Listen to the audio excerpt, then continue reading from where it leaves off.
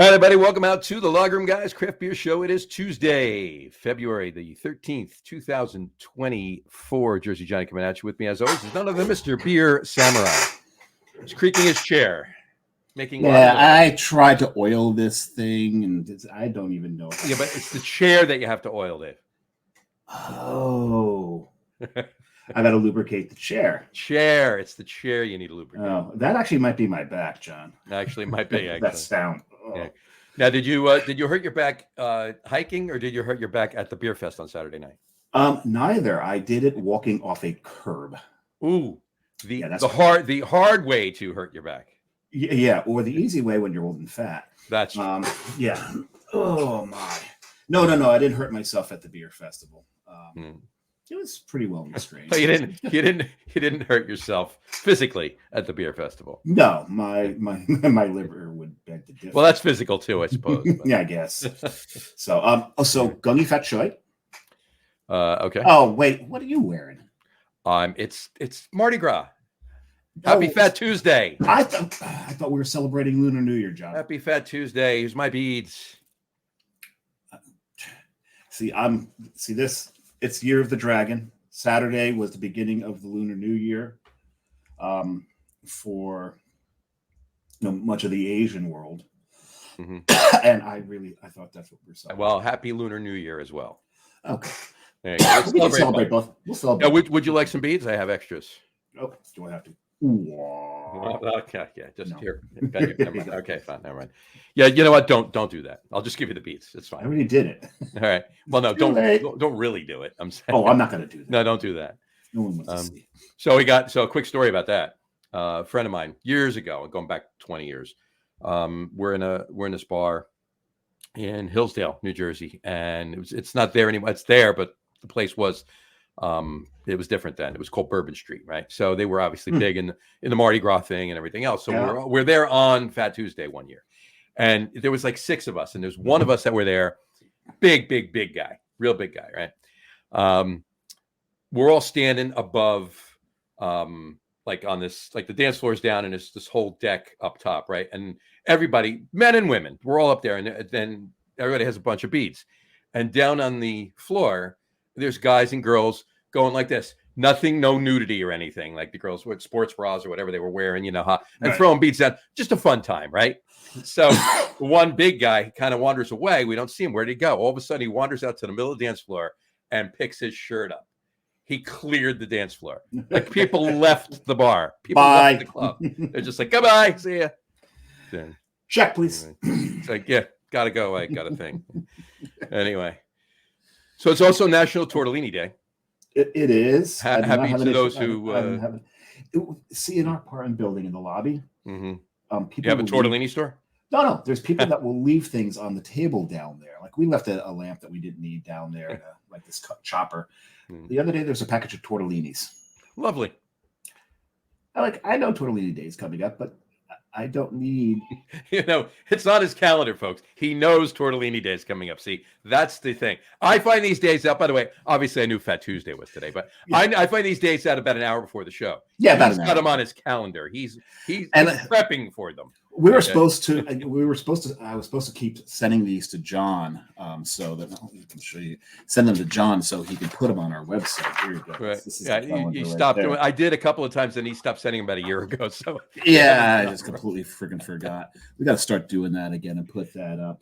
Absolutely. Because we miss some good stuff when we don't put that up. And yeah, absolutely. Like last Thursday was International Scotch Day, John.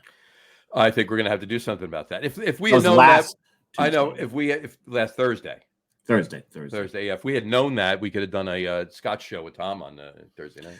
The thing is, I did wish Tom a happy National Scotch Day, and he said to me, "You're going to have to pour a double because I have no Scotch in the house." There you go. I was shocked. I was shocked. Yeah, He had rye, he had bourbon, he had Irish whiskey, he had Canadian whiskey, he had no Scotch. No Scotch. All right. Well, I am thirsty. What about you?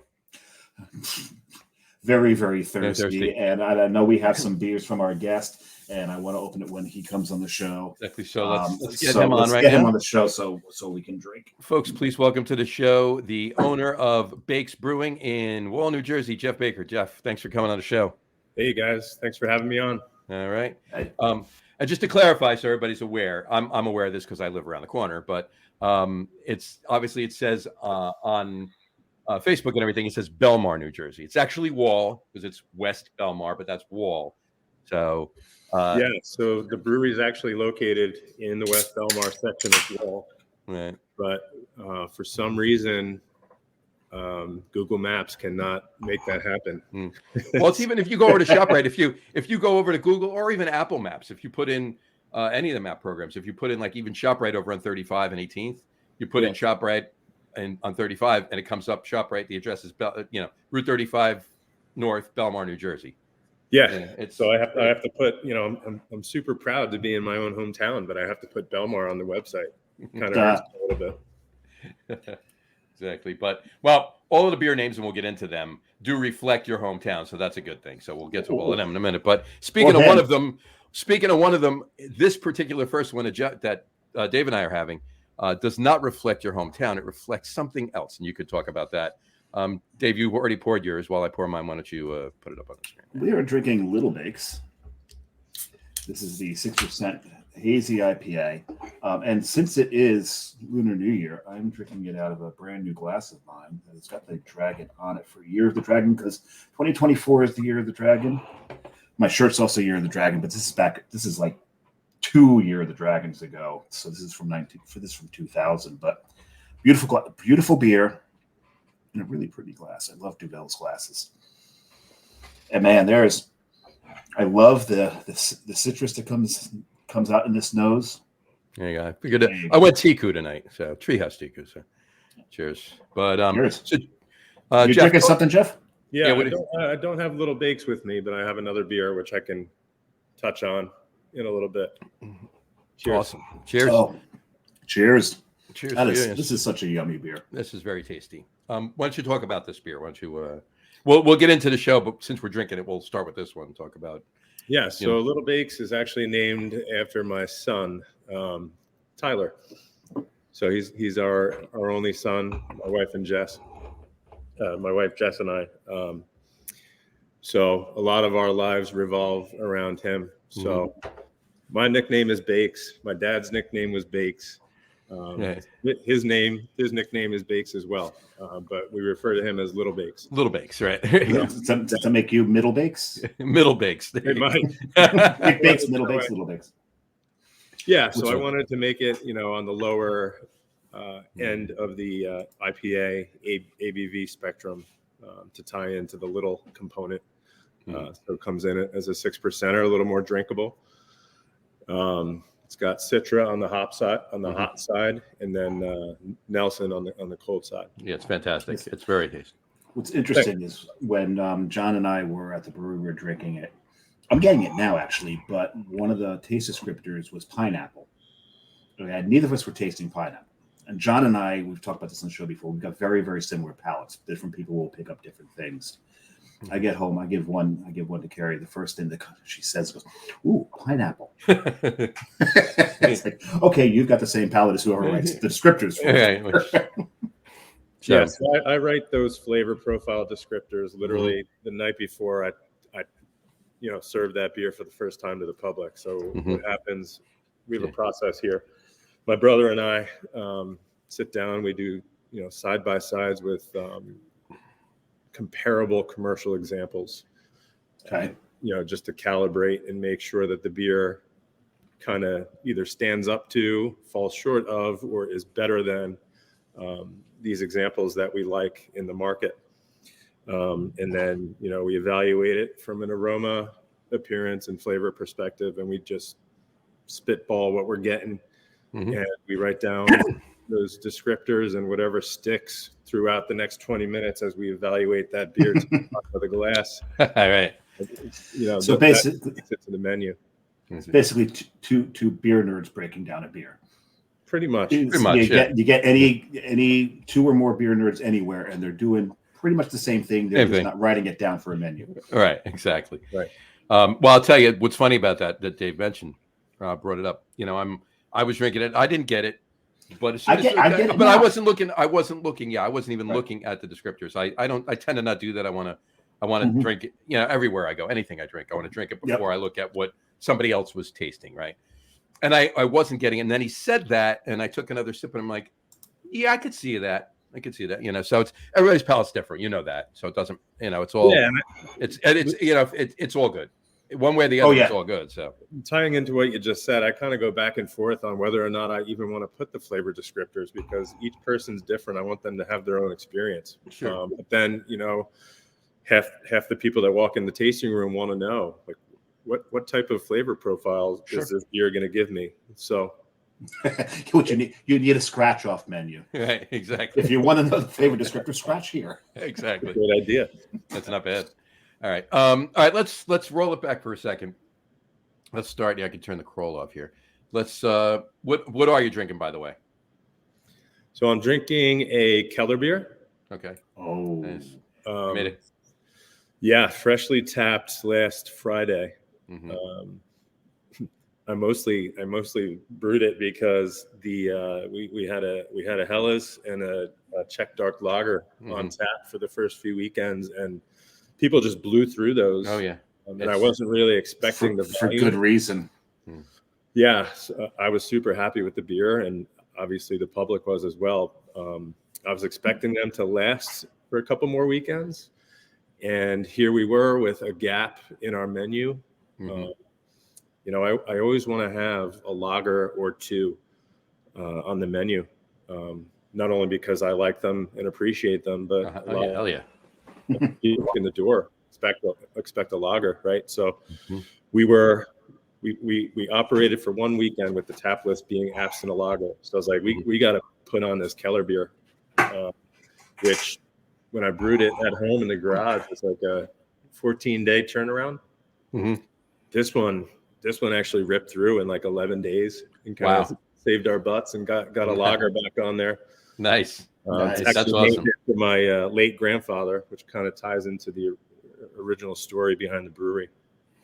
All right. So before we get to that, I want to. Yeah, we got to get to that eventually. I want to. We'll back all the way up to that. Let's start off. Let's go back to what we normally do when we have a guest on for the first time. Let's start off with this question. What was to your best of your recollection, what was the first craft beer you ever had? Dogfish 60 Minute. Wow. Oh, that was quick. Right up.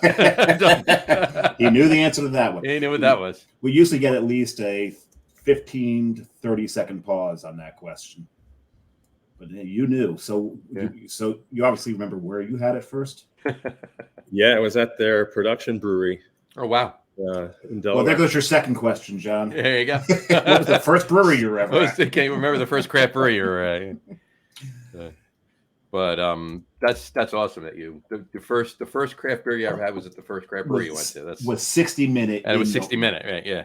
That's great. That's a hell of a beer too. That is. I think. Yeah. I think it was an overlooked beer because I don't think much of when it came out. I don't think the U.S. Let me rephrase this. Didn't remember what a British IPA was.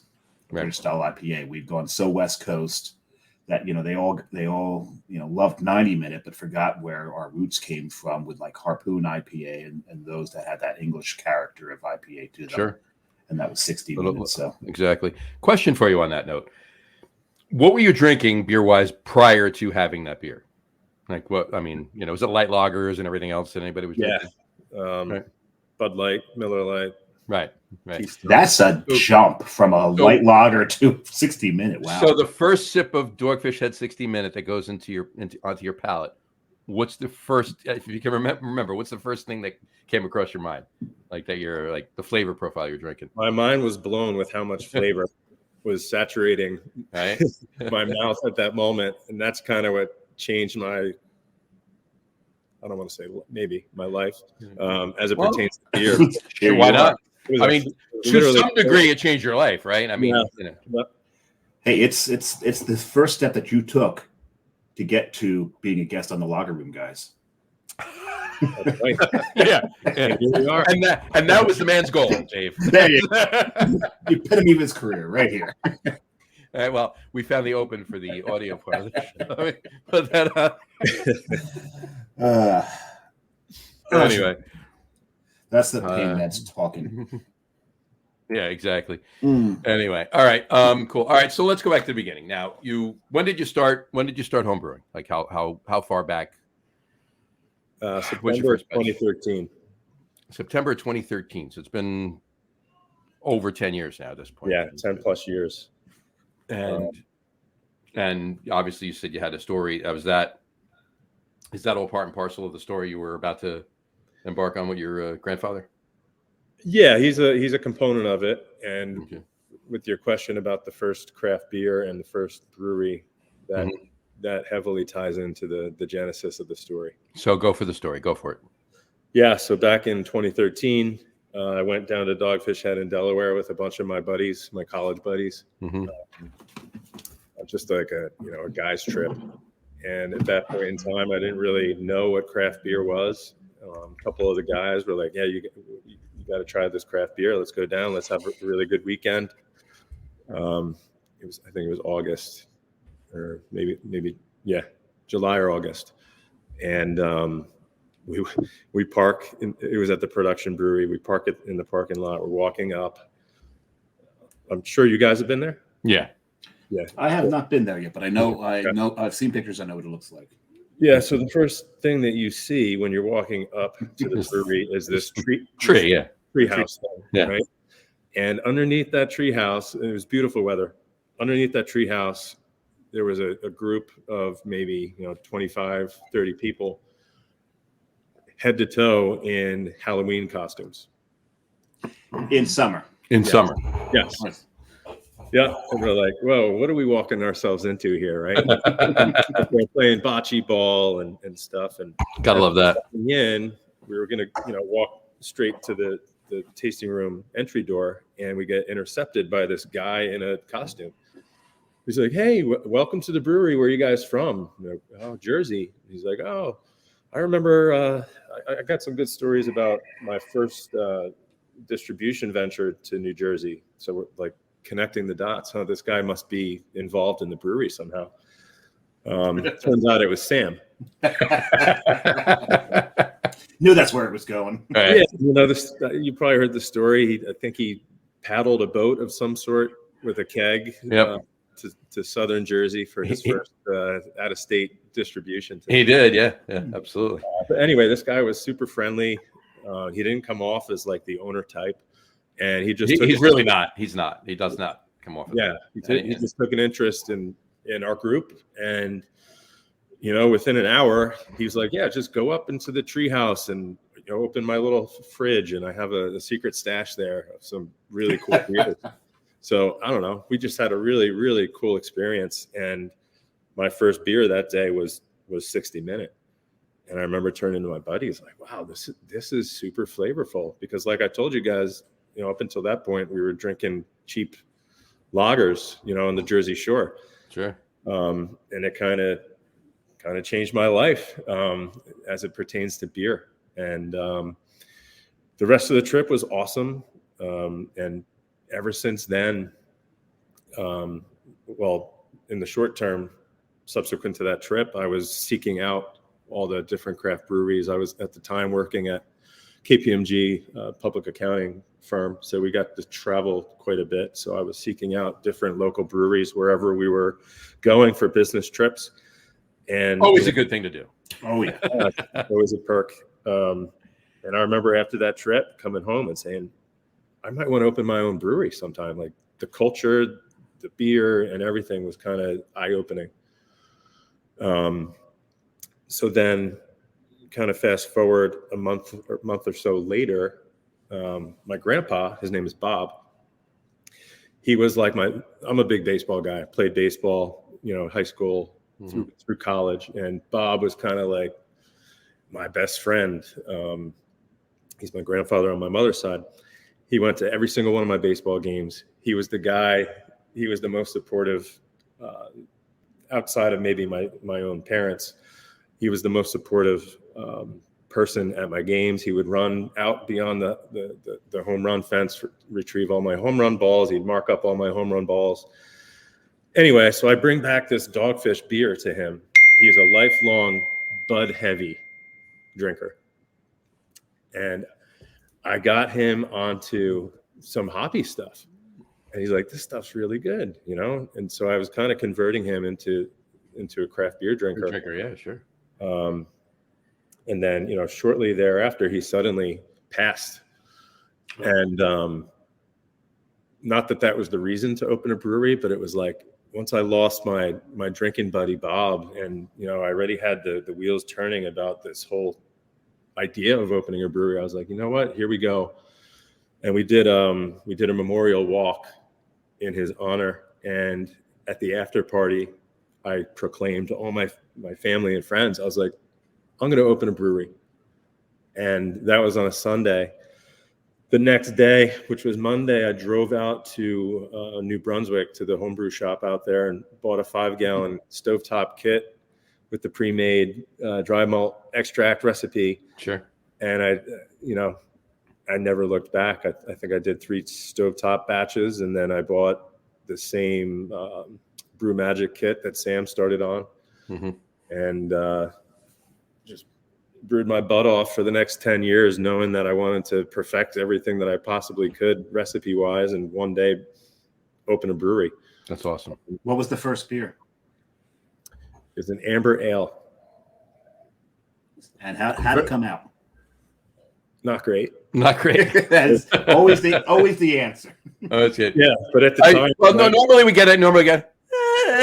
I think one answer was it was a drain pour. And in the tasting room, there's actually the last bottle that remains from that batch is presented. That's awesome. On the front wall in the tasting room. I didn't even see that. That's awesome. Yeah, That's I thought it was really cool to get labels made up. It says amber ale. It's a big brown bottle. I have bottles left of my second and third beers. I've only ever brewed 3 batches. The first one I don't have. No. That's awesome that it's there. The other day, I don't know, Dave, I think you were parcel to what we were talking about at the beer fest. Gene, our friend Gene, friend of the show. He comes on. He doesn't come on the show, but he comments in all the time. He posted on Facebook the other day that there was a picture of, like, it was a memory on Facebook that he shared, and it said it was his first and last homebrew that he ever did. And I commented, so that was a brown ale, right? And he said, no, you're right. This was the second one. The brown ale was the first. I remembered his first beer he ever did. He didn't. He had quite a few at the beer festival. So he had a few. Yeah, he had a few. Anyway, all right. So that was all 2013 that you made that proclamation. You were going to open a brewery. You started your home brewing. You did with the amber ale and so forth and so on. How long after that did you actually? Okay, I'm doing this. Like, when did you start the whole process for what has now become Bakes Brewing in Wall? Probably soon thereafter, I started my business plan, which has morphed and been refined and scrapped. Who hasn't, right? Yeah. So, I was pretty serious from the jump. And then it came down to kind of figuring out where and how and all those good things. At one point we were looking at a town further north, made some good progress up there, and it kind of fell through for several reasons. And then, and that was probably back in 2014, 2015. So that's how quickly I kind of. So you were a year or less in. You were seeking out space already. Yeah. Yep. And then it kind of morphed into, well, I think it makes a lot of sense to try to do something in my hometown, where I still currently live and have always lived. So then that would have been probably 2016, 17. We found a spot in Wall and got approved by the planning board. We were in the process of developing the site. And, from approval to development to execution, we're talking always a couple of years, right? So we got down that road a few years for that site, and then I actually came across the current site that you guys have visited. While we were in the process, we were actually very close to starting construction, ground up at the previous site, and pivoted. Also in Wall. Yes. Okay. pivoted, pulled the plug because this was a much better site suited for the use. Yeah, it's a beautiful building. What what was there, which I live down here, so I know what was there before. Like, wow, when I walked in there your first day, and I was like, holy shit, what the hell?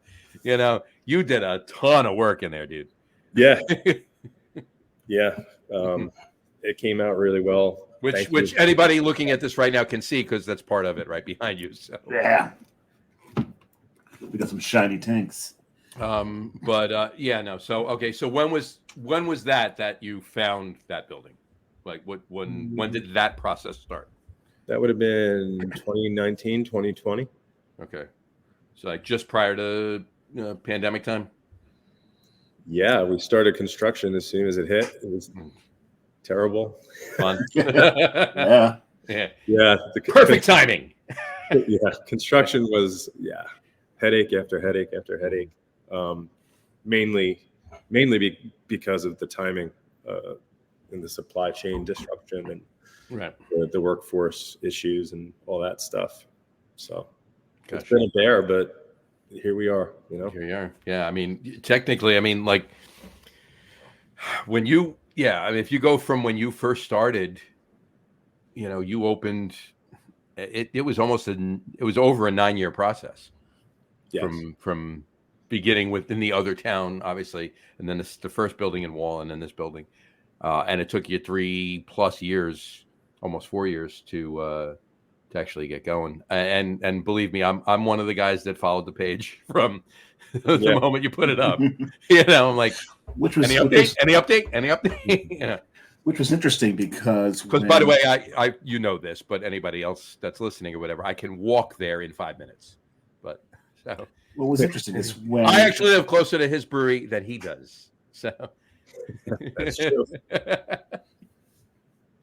Anyway, go ahead, Dave. What you're saying? Oh, my turn. Okay. No, which was interesting because when John brought up Bakes Brewing, I hadn't heard of it yet, and I asked him like, well, so what's the pedigree? Because usually in New Jersey, every brewery, whoever's opening it, worked at another brewery, or their head brewer came from another brewery. And John told me like, no, he's a home brewer that opened a brewery. And when you look at the breweries in Jersey, even if they followed that route, they started off by talking to another brewery, getting all that advice. And when they open, like half the breweries in Jersey are there when they open. You were pretty much a standout in this on that path. Yeah. So I took the approach that I need to learn this from the ground up, trial and error. I quickly tried to outfit my home brewing setup and process to the commercial, not scale, but commercial grade and process, if that makes sense. Yeah, so sure. Yeah, you were brewing. You had, pseudo commercial grade equipment at your house that you were brewing on, and right, and glycol controlled fermentations, closed transfers, all that stuff. I wanted to hit that at the beginning, or as soon as humanly possible. Sure. So that when I did get to the point of opening up the production side commercially, it would just be a matter of scaling it up. I brewed over 350 batches out of the garage. So a lot of time. That's a lot of beer. And that is a lot of beer. And that's not even including what you brewed stovetop wise before you. No, that was in the garage. So I had the Sabco Brew Magic, like I said, in the garage, and then we drilled a hole into the garage wall where I fed a transfer tube down and dropped it into the basement utility closet. Wow, and that's where my that was your cellar. My 14-gallon unit tanks and glycol chillers sat down. Oh, you kept really? Oh, you had all that down there. All right, wow. Not to start with. To start with, I had carboys down there. Okay. My temperature control was the basement window. I remember setting alarms, and I got in. I dove into the competition world for 2 years. heavy. And I remember setting my alarm throughout the night, like on the hour, every hour, to slide the carboy closer to the window or farther away from the window based on what the thermometer was telling me. That is something else. So Wow. that was a grind. Did that for a couple of years, and then finally refined my process and set up such that it was like commercial grade, like I said. And in order to get the word out, I started by getting a crowler seaming machine. Okay. And a pallet of crowlers, which I didn't realize how big it was going to be. I had to Crowlers, yeah. I had to reroute the truck to my sister's house. She lives on a farm, and the guy, he's like, "Where do you want me to put this?" He had to drive on her backyard, like farm area, and he'd plop the pallet down in the middle of her backyard. Yeah. So anyway, the concept was to get it into as many people's hands as possible as free samples. I didn't sell the beer out of my garage. Yeah. So I was filling and seaming crowlers on a weekly basis just to hand out and give to different people, get into different people's hands. And that was the hustle out of the garage. And that kind of got me to where I'm at today. And, like I said, I did the competition thing for a couple of years, had a lot of success. And then in order to evaluate my own beer, I thought it would be a good idea to get certified as a beer judge. So I did the BJCP certification program. Nice. Became a national judge in that program. So I was not only brewing and submitting beers to competitions, I was judging beers across the country. Really? Anything I do, I dive deep into. It's just like head first. Let's do this. Yeah. Come on, right? I would drive out to Pittsburgh, Philly. I went to Chicago. So I went all in, like I do with anything that I do, and then I got certified as a Cicerone. Level 2. And finally went up to the American Brewers Guild to get my brewing science and engineering diploma.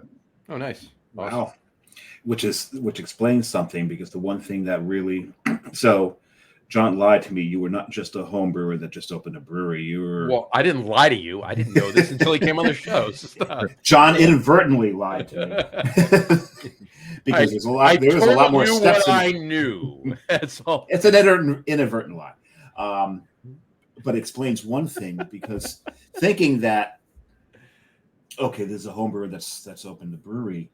Usually what you see there is a problem with scale. That scaling up is not an easy thing to do from home brew to production brewing. Yeah, I mean, and considering what I was there in the first week that you opened, that so many of these recipes are dialed in. That Czech lager is so damn good. It was that Tmave Pivo was like, so it was amazing. It was so the fact that I'm not blowing smoke, and neither is he. No, not at all. I'm hearing that this home brewer opened a brewery, so I'm expecting a scaling issue where the beers are probably a little watery. It's not fully flavored. The body might not be there yet because of that. Walk in, first thing I order is the Tmave Pivo. Start drinking that, and like, this is beautiful. How's this possible? Now we know how it's possible. You went through all those steps there. That's solves that mystery solved. Mark that off. Well, okay. Yeah, you know what I mean. Yeah, well, this is why he comes on the show, right? He says what the process was, and now we know. So there you go. Now we know. Now you can stop lying, John. I didn't lie. You can stop spreading. Giving it a Tommy Cutlets. Yeah. There you go. Quick aside, Jeff. Your football team. Football team. Giants, unfortunately. Okay, yeah. Unfortunately, well, we're Giants fans too. We get that. We're Giants fans, but come on. Yes, unfortunately, I agree with you, but we could all be Jets fans. So. True, it could be worse. in our lifetime, we've seen them win 4 Super Bowls. The Giants, yes, not the Jets. No, not the Jets. My lifetime of they won one in my lifetime. I didn't see it. You didn't see it. Yeah. Bit of and I'm only going to guess that I'm probably too busy assuming that Jeff is a little younger than you and I, so I'm sure he wasn't even there. He was probably not alive when the Jets won. Yeah. When was that? What year? 69. I was not alive. I was probably. I won't ask when, but let it go. We'll let it go. I was still probably crapping diapers. As was I. So that's why, Yeah, you're younger than I am. I'm younger than you. Yeah. So anyway, quick aside to this conversation. Let's put a pause. Dave, I know you opened your second beer. I opened mine. I did. All right. What was it? Base Knock, Idaho 7. Base Knock as well. There you go. Yeah, and still drinking it out of the lovely glass that got inaugurated tonight. As I am drinking this out of the Treehouse Teacup as well. That's this a pretty is, beer. Look at that. It is a very pretty beer. It's a very tasty beer. I mean, this is really Now, is this going to be a series of single hop IPAs? Exactly. Yeah. So you did. Nelson was the first one, and Idaho 7's the second one. The first one was actually Nectaron. Oh, Nectaron. No, I'm sorry. Nectaron. Nectaron. This one, because this is just, and I love what you've done here.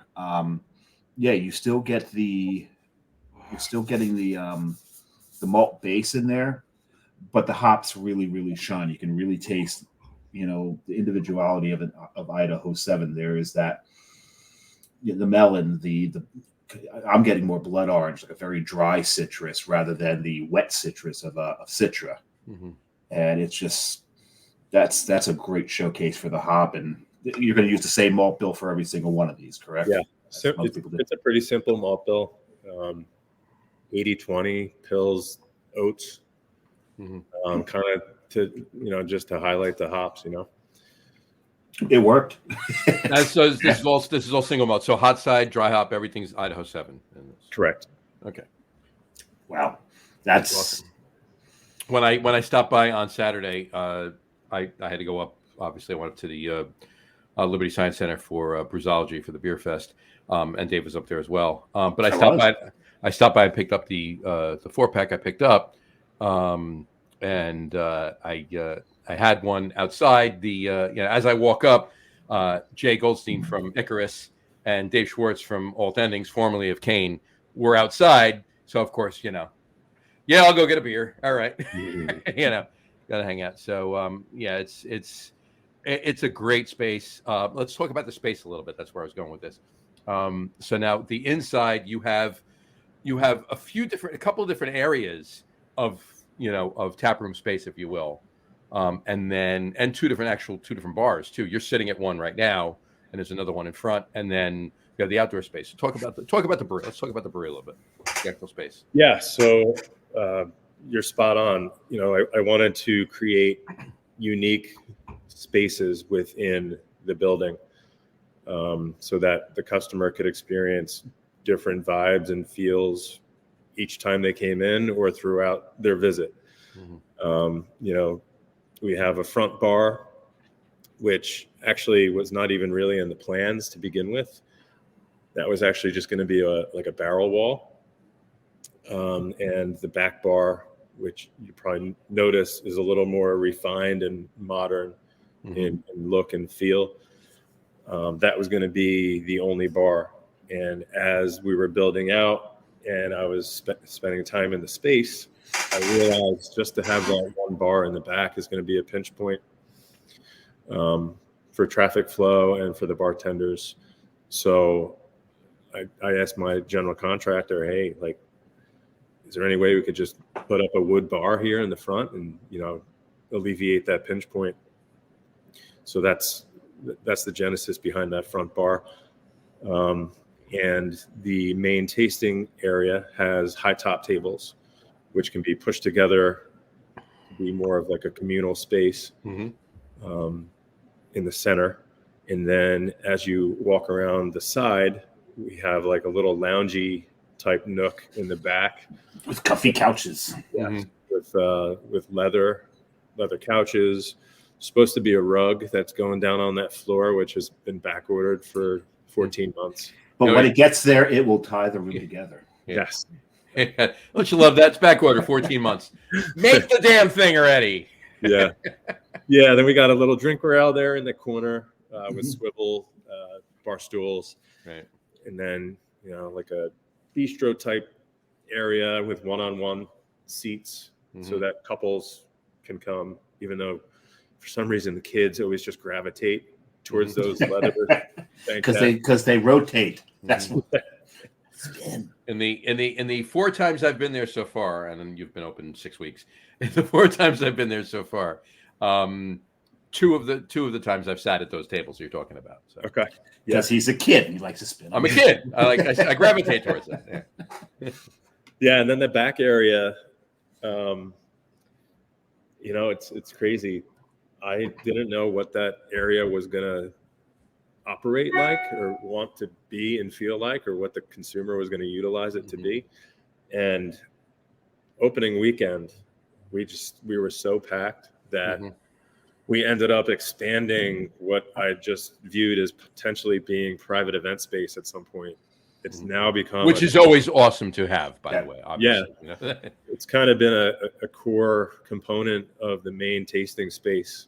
And we have a single set of cornhole boards back there. I have a second one that I've been meaning to put out. But anyway, it's a little darker back there, a little, different vibe.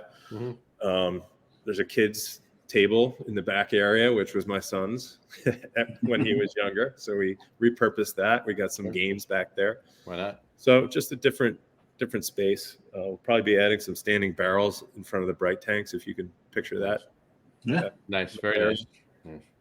Yeah. So long story short, different spaces, different feels, different vibes, to the point where after the interior space got kind of close to being done, I'd be like, hey, to my brother, I'd say, hey, you got to come over and drink a beer in the bistro tonight. We got to test this place out, Of course. And tomorrow we got to go to the lounge, and the next day we got to go to the back bar, So you get different looks and feels. You should test every seat. Yeah, that's a good idea. Every seat. You got to test every seat. 100%. All right. That's awesome. I mean, the space, the way you develop the space, the way the front is, and around even a little bit of the front tasting room around to like the area in front of where the bathrooms is, even that. Yep. The flow over there and around, it's really, really, really neat. But you also explained why the Lucre tap is down at the back bar.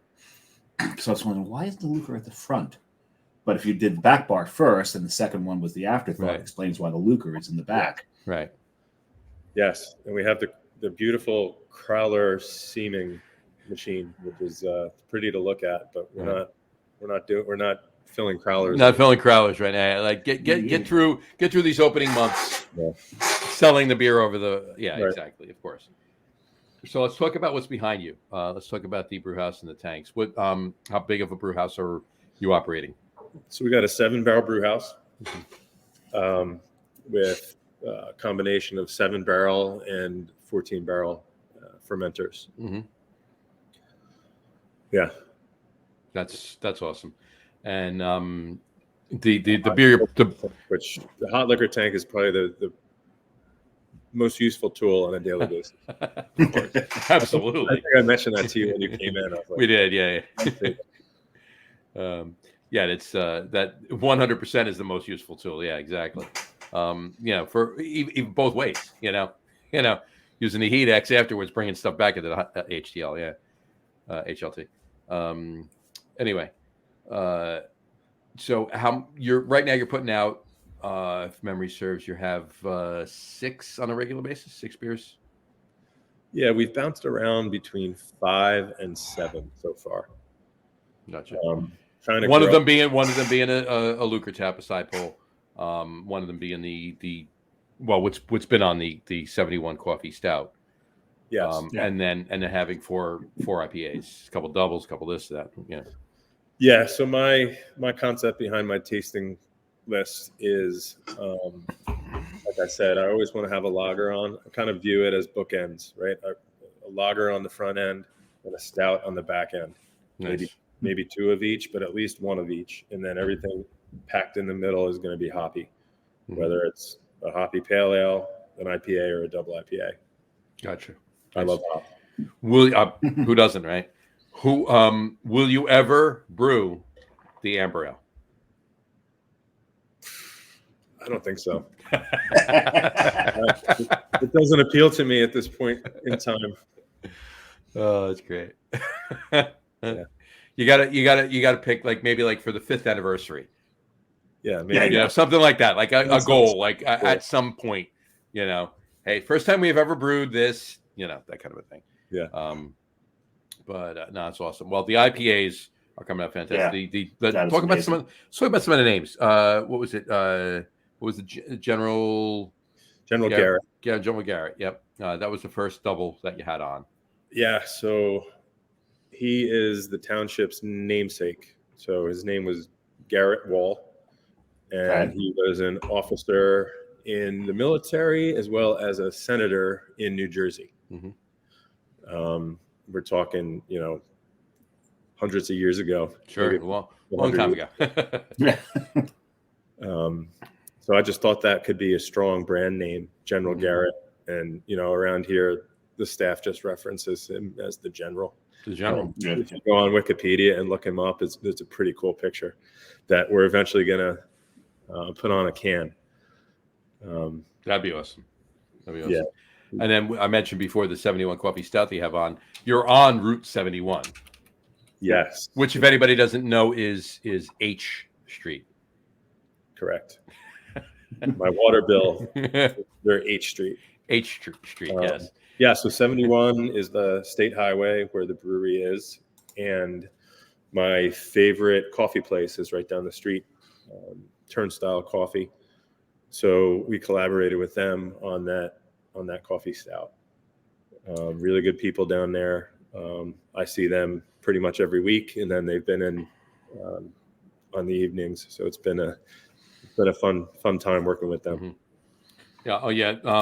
Yeah. Mike and Dave are great guys. They're great. Yeah. What I just pulled up the I'm trying to pull up the picture. Yeah. Oh yeah, he's got his collar popped and tight. There it is. And the best part is the hand in the chat. Yeah, exactly. That's so cool. GD Wall. Wall. So you'll be seeing some of him on That's cans, awesome. Maybe on some T-shirts. You never know. Love it. Awesome. Great idea. General in the War of 1812. 1812. There you go. So yeah, some other beer names. You've done Belmar Boulevard. Yeah, just as a whole, I kind of wanted to tie into the local community and pay homage to where I'm from and where I currently live, and my experiences growing up. I know all these local places, and all townships unique because it has all these different neighborhoods that you can kind of pull from and tell stories about. And then, obviously the streets. So I grew up on Belmar Boulevard. So that was an easy one. I also think it's a strong name. That we have Robin Way, which is where I currently live. Mm-hmm. I don't know if I should be giving out this information, but I am. Well, you didn't say the number of the house you're at. So unless Robin Way has one house on it, I think you're okay. Yeah, you got to be careful because I know that, and I'm going to say it just once, Augie Carton has actually had people show up to his house. Oh, boy.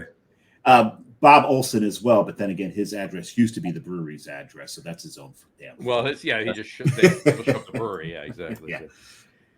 So and then it's cool because then you have people come in every week and they see, and one really important one that I put on last week was Sonatronics, which is the name of the previous operator at the building. At the building, yeah. So I've had multiple people reach out to me saying that they worked here, or their mom or dad worked here, and that it, meaning to them. So I think it's cool to tie into the roots of the local town. And 100%. It definitely brings the community together. Everybody you have in there, and even people from elsewhere, if they know even anything about the area, it's going to tie something to them.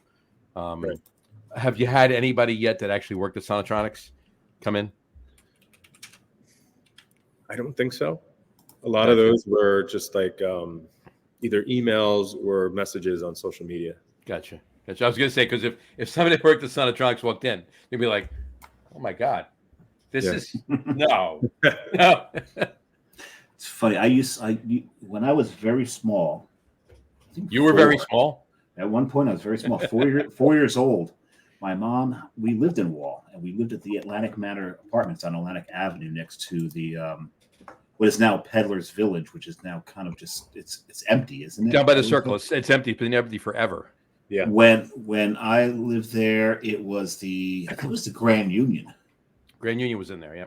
Yep, it was the Grand Union, and I remember going in there with my mom once, and Miss New Jersey was there for some reason.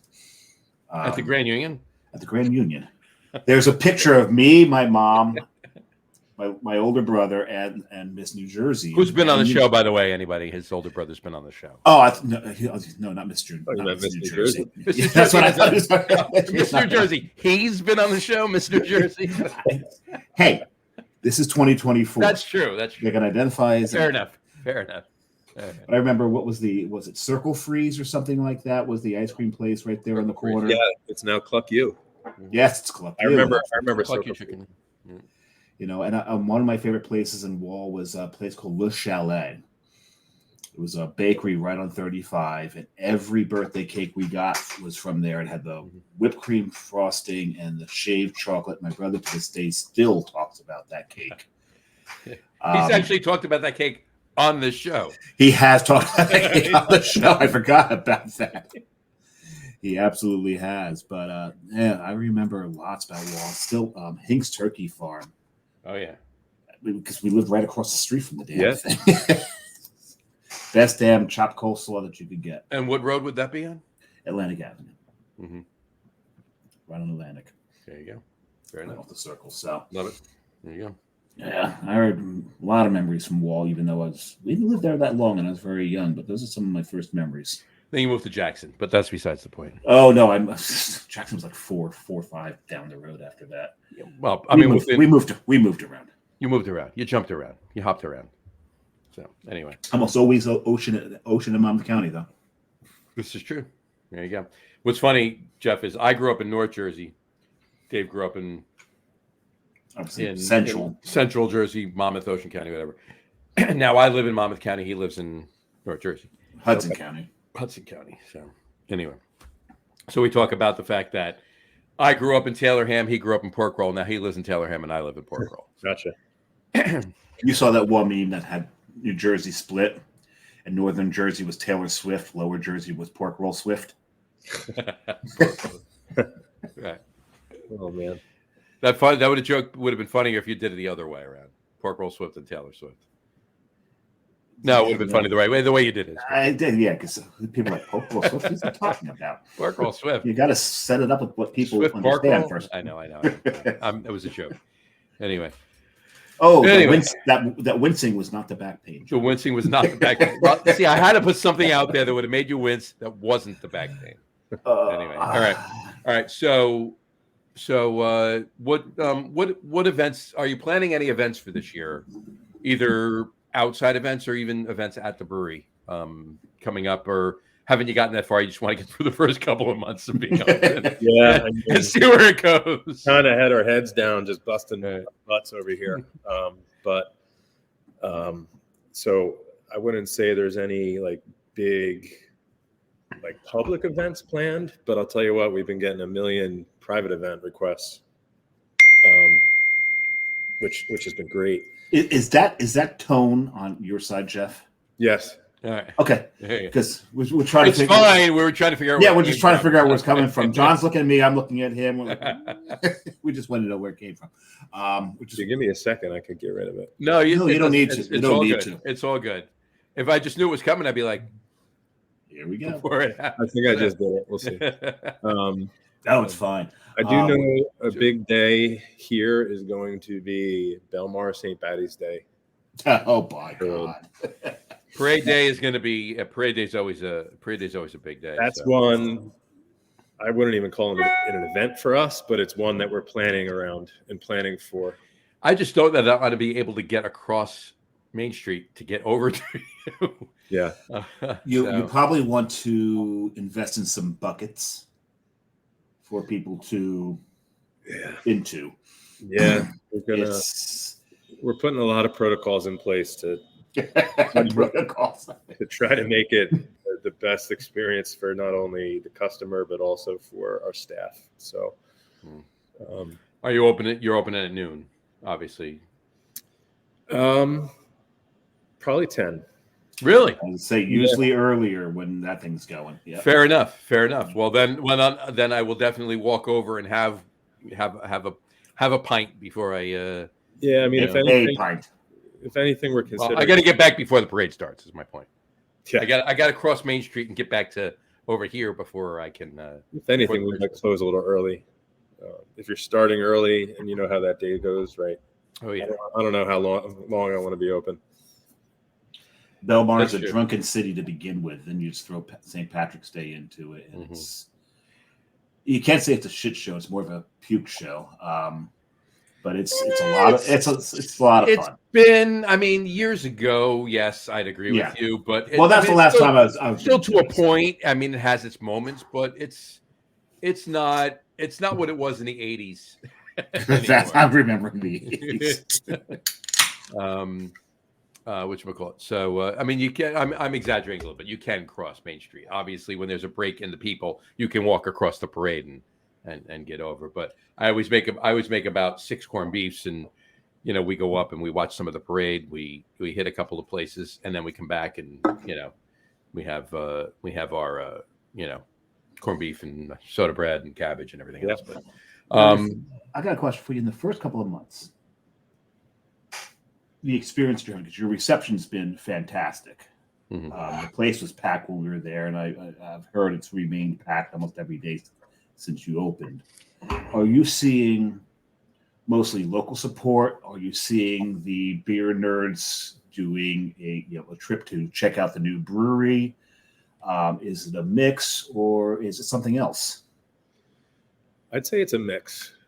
We're starting to see a little bit more of the beer adventure type people coming down because they. You can call us beer nerds. We accept that. We all resemble that remark. So yeah. It's been kind of hard to pinpoint because I feel like it's locals, but then I've had lifelong Wall Township people who have also been in here every weekend, and they're like, "Dude, this is nuts because I don't know any of these people on a weekly basis, and I've lived in Wall my entire life." Right. So I it's hard to answer, but I feel like it's local people. A good mix.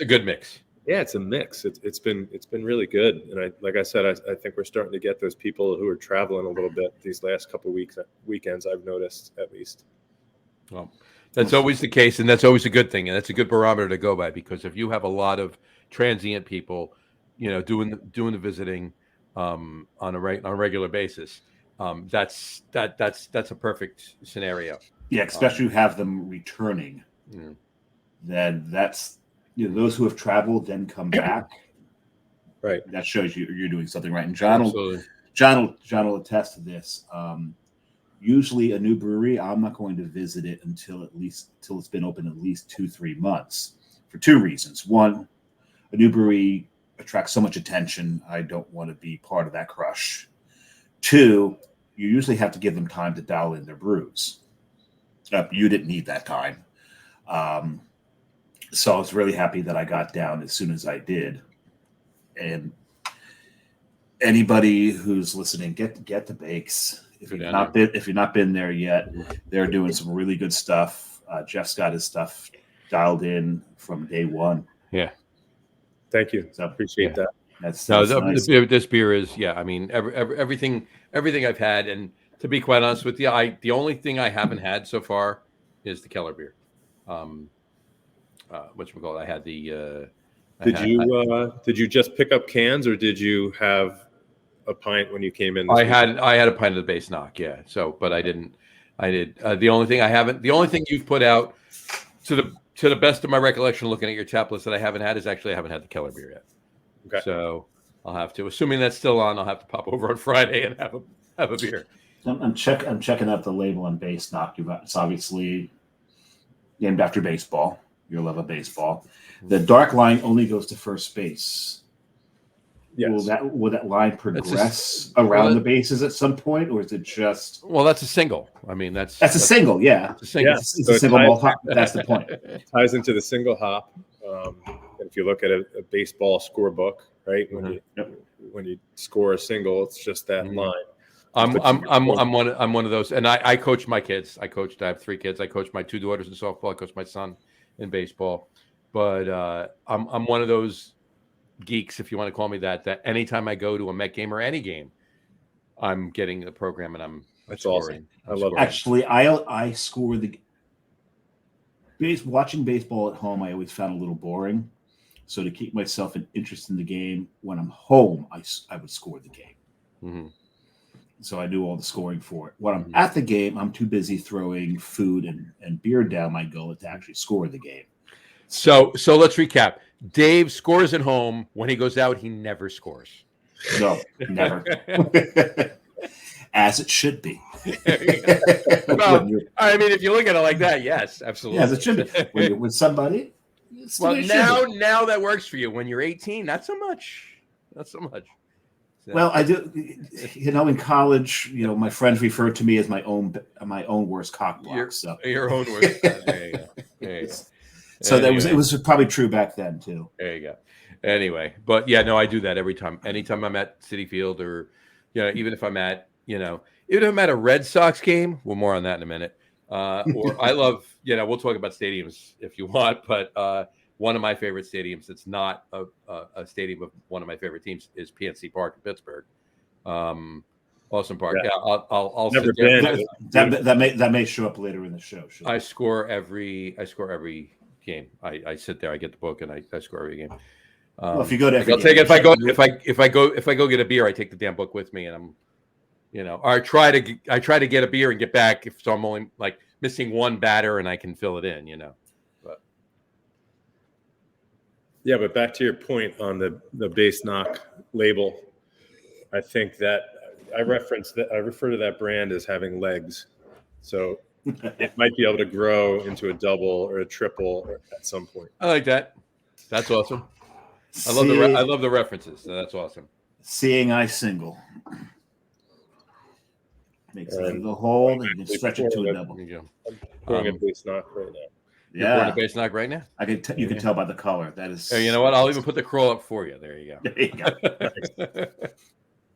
That's awesome. Was that a non-labeled can? So it was a short fill or? It's a double fill. Oh, there you go. So the first fills that they do are double fills. Nice. They go right into the staff bucket. Gotcha. Using we'll talk about that later. Dave, you poured your third beer. So. I did. I only had 2 bakes, so I apologize. I don't have a third share. Excuse me. So I poured, and John brought this back for me from his Rhode Island trip. It's from Long Live. It's called Robot House. Mm-hmm. Fluter aged German Pilsner, and debuting a drinking vessel. Can't say a glass. A drinking vessel on the show here. This is, and the thing is, because it's frosted now, you can't see it. But here's the Beer Samurai logoed. This is sterling silver beer mug. So straight balling in here. Well, he's not pretentious. He works for Tiffany's. So. I'm not allowed to say who I work for on this show. You didn't. I did. Oh, I did. That's right. I did. This was my 24. I have 2 of these. It was my 25 year anniversary gift. So you get to pick what you want. I'm like, throwing silver beer mugs. Hell yeah. And the thing is, I rarely ever drink out of them because they tarnish so badly when you do. You gotta love it. How is that? This, Long Live. Long Live does some wonderful stuff, and I do. What I love about this is the German style Pilsner. You get that German Pilsner flavor, but you can also taste the foeder in it. You can taste the wood, and that's exactly what it should be. And really enjoy this beer. Ellie had you bring 2 back for me, didn't I? From Long Live, yes, 2. Yeah, only 2. That's a shame. I brought you. There was 3 cases of beer that I handed you, but 2 of them were Treehouse. 2 of them were Treehouse. but that yes, that was And most of the treehouse was Rauch beer. was rock beer. Yes, exactly. And then I'm drinking for my third beer, a Czech Pale Lager from Dancing Gnome. Speaking of Pittsburgh, Nice. Got to get out there. Got to get out there. Pittsburgh's amazing. I love Pittsburgh. I love the area. I love the beer. Maybe next year because I've got to. Sorry for the selfless. Oh, there you go. The self. Yeah. I want probably next year I'll get to because this year I used to live in Rhode Island, so John's trip made me a little second homesick, as you put it. I'm a Jersey boy, but living that year in Rhode Island through the pandemic actually kind of imprinted on me. So it's my second home, and I miss it. So I got to get up there. Probably going to go in fall. Nice. Have you been to the Grist House Brewery? I love Grist House. Nothing against Dancing Gnome. Grist House is my favorite brewery in Pittsburgh. Yeah, I like that place. When I get there, that's definitely on the list. I go to Grist House and I sit there for hours. I don't leave. Do they still do, or do they always do pizza outside? Yeah, it's out there. Pizza's out there. Yeah. When was the last time you were there? 4 years ago. They opened a new space too. They built from the back where in the back was the tasting room, and the breweries in the back. They built a new tasting room with a huge bar, a winding bar in the front, like another building. The back is still used. They didn't replace it. It's just additional. Gotcha. So remember they had the outside basically like trucks even pouring beer the outside, right? That's not there anymore. It's all in the front. Yeah, gotcha. But the pizza's still there. Yeah, they still have the pizza. I was just there. Last time I was there was May last year. So, but yeah, it's fantastic. I mean, there's such good liquid in Pittsburgh. It's silly. If you haven't been to Pittsburgh and you like good beer, go. Whatchamacallit, they have that one brewery that was built inside of an old church. It's called Church Brewing. Church Brew Works. Yeah. It's one of those, from what I understand from the couple of people I know who have been there. I don't know that John has ever said this to me, but there's that old saw when it comes to places that have beer. The food was good, is what I've heard. Yeah, you know what? Here's the thing. The beer they brew is good. There's nothing particular. There's nothing wrong with the beer they brew. But with all the other breweries in Pittsburgh, with all the other fantastic breweries in Pittsburgh, it lowers itself on the line, like what you need to visit. You know, between even Cinderlands and 11th Hour and Hitchhiker and what's the other one? Old Thunder, Inner Groove. Amazing breweries. There's even a new one that opened up. If you were there 4 years ago, you didn't have them. 4 Points. They're not too far from Heinz Field and PNC Park. They're right. They're maybe 4 blocks away from them. They're doing amazing beer. So there's nothing wrong. Here's the thing about Church Brewing. They have food. The beer is good. There's better beer in Pittsburgh, but the beer is good. But the ambiance. The fact that you're at the ambiance, the fact that you're in a church, go. You got to experience it. You know. Yeah. So. When I go, it's still on the list. Yeah, absolutely. It's still on the list. It'll be lunch or dinner one day. Sure. And even you get a little bit further out, Abjuration. I've heard of that. They're doing amazing sours. If you like sours, go to Abjuration. They have amazing sours out there. Yeah, I don't want to do just a long weekend because I know that Falling Water is just south of Pittsburgh, which is a Frank Lloyd Wright house. Yep.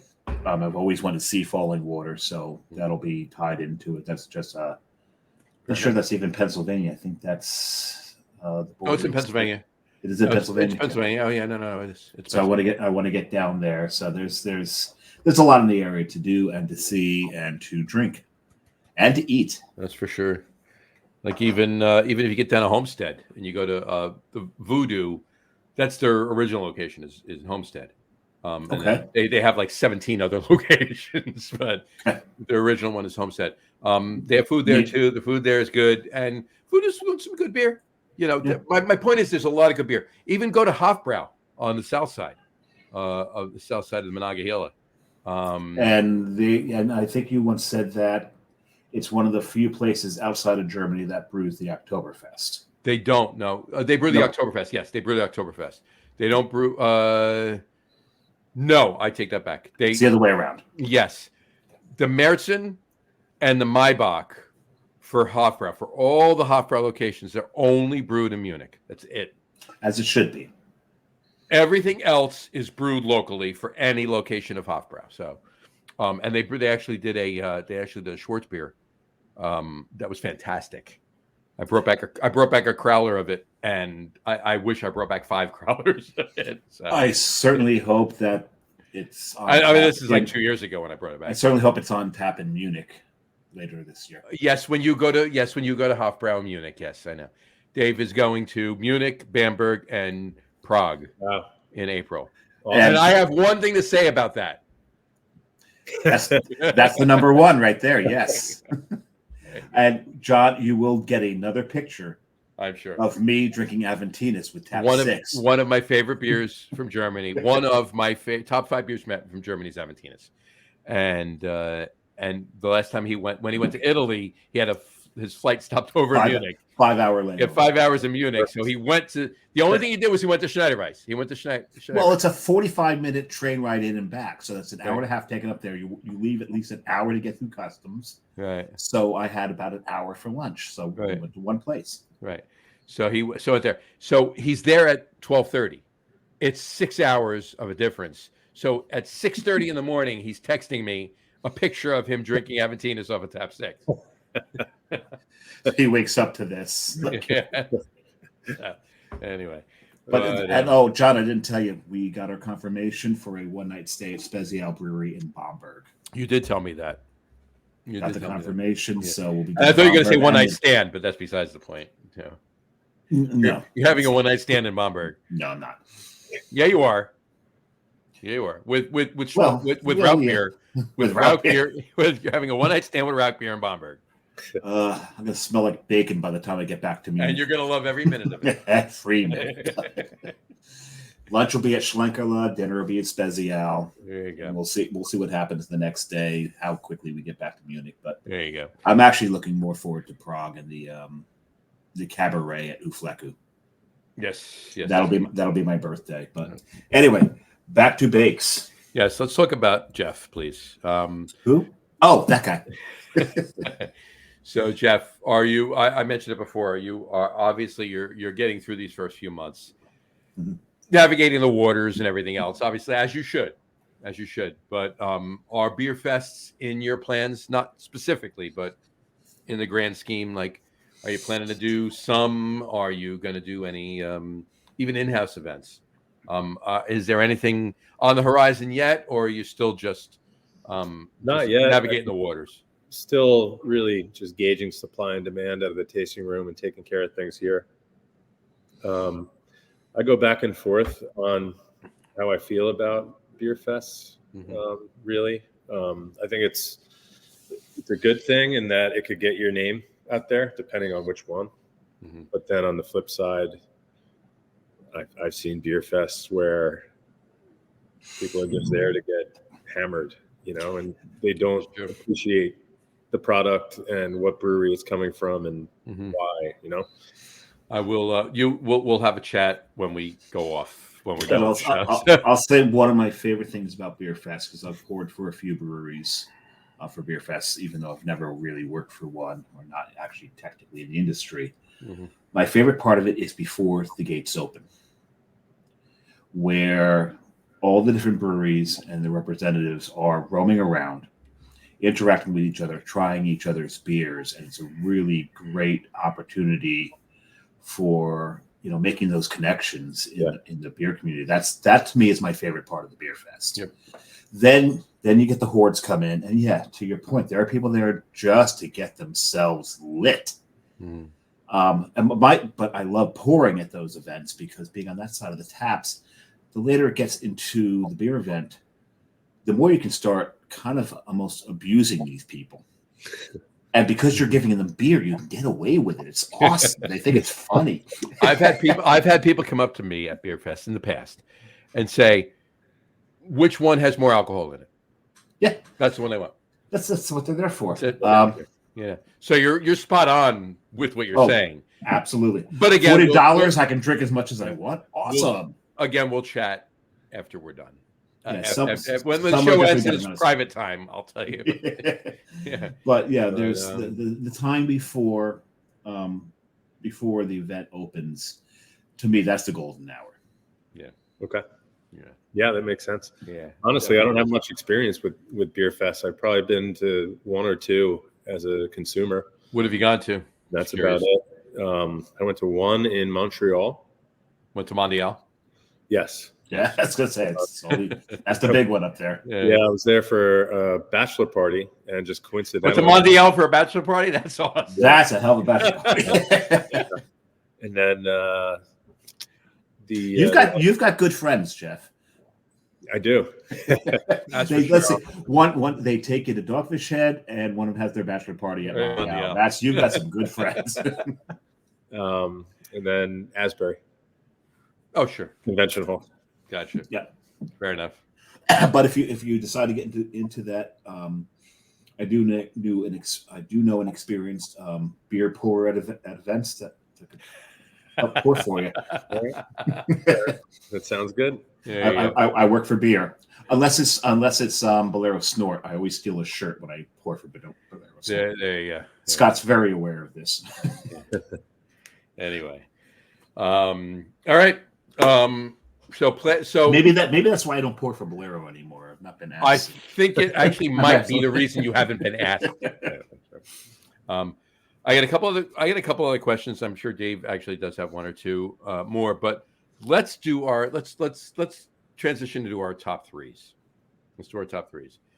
We mentioned baseball. We mentioned baseball before. We mentioned it a few times. We mentioned it a few times. Base knock, obviously. I'll show the can label again. That is, if you're scoring baseball, that is a single. That's right a single. There. All right. So our top threes tonight, in honor of the fact that Jeff is our guest on the show, our top threes tonight is top three favorite baseball moments of all time. Now, honestly, it can be anything, but Major League Baseball is kind of where I went. But have at it, the two of you. Top three favorite baseball moments of all time. Considering Jeff has played baseball, he might have some that are individual. You played baseball, didn't you, Dave? I played baseball. I did play. You played ish. All right. No, I did play. All right. You Not played. well. All right. But in any event, top three once up, and I'll put it up. The top three favorite baseball moments of all time. Jeff, please start us out with your top three.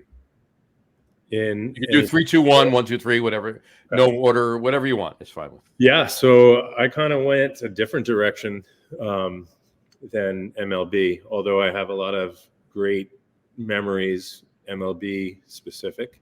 Mm-hmm. A big part of my life right now is my son and our baseball team that we've created. I created a baseball team named the Bakes Brewers back in 2020. I like it. Do you have sausages that race around the field? So hands down, my number one most memorable. I've actually. Go ahead. I'll tell you in a minute. Go ahead. Oh, hands down, my top most memorable baseball moment was seeing my son hit his first ever home run. Which happened in May of this year. Nice. It was beautiful thing. Whereas my son, I signed him up for T-ball, and he spent most of the time in the outfield, faced the wrong direction. And waiting to get up to bat, he had to be reminded it was his turn at bat because he was too busy trying to dig up worms underneath the bench. So, not a player. Good to hear your son's. He's knocked it out of the park, huh? Yeah, he had multiple this year. Nice. His first one was a special moment for both of us. 100%. That is something else. That's got to be a great feeling. That's awesome. Number two also relates to my 11-year-old baseball team that I coach. They won the USABL World Series championship this year. Oh, it was like that's amazing. Huge game. In fact, I broadcast the game over YouTube in the tasting room whenever there's not a major sporting event on. And some of the customers that's great. What are we watching here? I was like, 10-year-old baseball. So that World Series, and then they got nationally ranked this past year as part of that as well. That's my number 2. That's absolutely amazing. And then my number 3 does kind of relate to the MLB. I don't know if you guys remember the Yankees Red Sox wild card game. I think it was 3 years ago in Fenway. It was the 1-game playoff to get to the next round of the playoffs when the wild card was kind of a play-in game. I got tickets behind the Red Sox dugout, and I just took me and my son. And it was a tremendous game. And the experience that I had at that game, just being with him, and at that point in time, he was probably 8 years old. And he was just soaking up every single minute of it, as was I. That's my number 3. Nice. Very Wow. nice. Awesome. That's awesome. It is. Little Bakes. Little Bakes. Tyler Baker. Yes. Tyler Baker. With a 3-run shot. There you go. Did he knock any in on his first home run? Was it a single? No, 2-run homer. 2-run homer. Nice. Take the lead in the 5th inning. So it was a big moment. What's the phrase? You can't get them in unless you get them on. So 2-run shot's a nice thing. Means someone got on. Absolutely. Nice. So that last one's a good segue to yours. To mine, because number 3 for me was I think I inadvertently lied to you, John. I think it was my second game at Citi Field. Second game at Citi Field. Took my youngest son, Matthew, to the game. It was on his birthday. And I got the request in early enough to get his name up in the Jumbotron. Awesome. And so I got him, and I knew it was coming up because they said it was at the, when it was going to be. So I had him set up with the Jumbotron behind him. And it comes up, and I take the picture real quick, and I turn to him. I go, turn around. He does this. I went all the way around. So he does this. He never saw his name up on the Jumbotron live. I had to show him the picture. So that's my number 3. My number 2 is also at Citi Field, and this was just a funny moment. If you know how to get to the picnic area in Citi Field, it's really kind of cool because you're behind the Mets bullpen. And there's picnic tables back there. There's this one service corridor that's like it's almost like a trench in front of you between you and the bullpens. And they had this guy warming up. And there's another group of people back there. It's me and my friends at one picnic table, another group. And this guy gets up to warm up for the Mets. And he goes, "Who's this guy?" And I just yelled over to him, "That's the player to be named later." The warm-up pitch. Now, I didn't realize there wasn't a solid glass wall there. I didn't realize it was just chain link. So we didn't know he could hear us. He stops his windup mid-motion, turns around. The catcher has fallen over laughing. He looks at me and goes, "Dude, really?" It's like, okay, we need to go now. It was just when you kind of accidentally interact with one of the players like that, and you're not purposely. I wasn't purposely trying to troll the guy, and I wound up trolling him, and it was kind of funny. But my number 1 is it's the year the Mets won the World Series. It wasn't the winning of the World Series. And Jeff, again, I apologize at the beginning of the show because it's at the cost of your favorite team, the Red Sox. But in Game 6, well, let me back it up because it actually ties in. Believe it or not, it actually ties in to the Belmar St. Patrick's Day Parade. Okay. I used to work at a place called the Polo Club in Neptune. It's gone now. The building's razed to the ground. It's not even there anymore. But we had a regular there. His name was actually Elvis. And he was one of the guys who ran the parade. And he would come in and he had an RV. And as a tip, because I worked as a valet there, as a tip, he'd say, go into the RV, take whatever you want. I'd always find the bottle of Moet Chandon White Star. And I had 2 of these from parking him twice. And I saved them that year for the Mets. One for when they won the pennant, and 2 when they won the World Series. And I swore that if they did not make it to here or there, I would pour the bottle because I didn't pay for it, so why not? Mm-hmm. So we opened up the one when they won the pennant. They're playing the Red Sox. 2 outs, not top of the 9th, and the Mets have a couple on, 2 outs, and there's a slow roller down first base. Mm-hmm. And I'm like, it's over. And I take the bottle of champagne. I'm heading to the window to dump it. I never saw the boot. I never saw the ball go through Buckner's legs. All I heard was, "Don't pour that out." And I turned around because I hadn't popped the cork yet. I'm like, "What?" They're like, and I see who rounded. Was it? It was Ray Knight. Ray Knight won. Ray Knight scored. Yeah. Ray Knight scores to win the game. Well, to tie the game at the time, right? It was to tie. Scored. He won. They won. They won to win the game. Because I thought the game was over. Game was tied.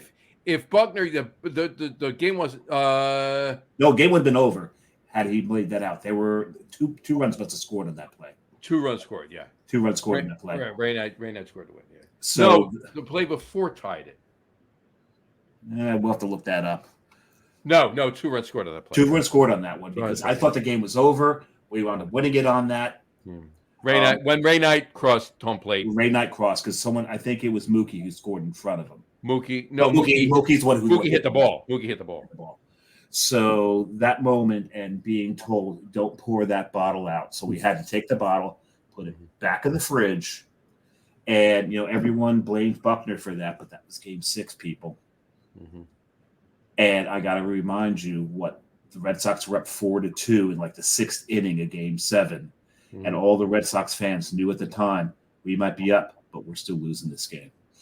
It was so inbred into the Red Sox fans that we are never going to win a World Series because the curse of the Bambino. And it was going to be another 18 years before they did. But in this particular century, they're the winningest World Series team of all Major League Baseball. And when they finally World Series in the 2000s. So. The great thing is when they broke the curse, because I'll tell you one thing. Red Sox fans don't hate the Mets. I can go in that closet right now and get my Red Sox caps and and Red Sox. So many Mets fans are Red Sox fans. Yeah. And I happen to be, because of my job, I happen to be in New England.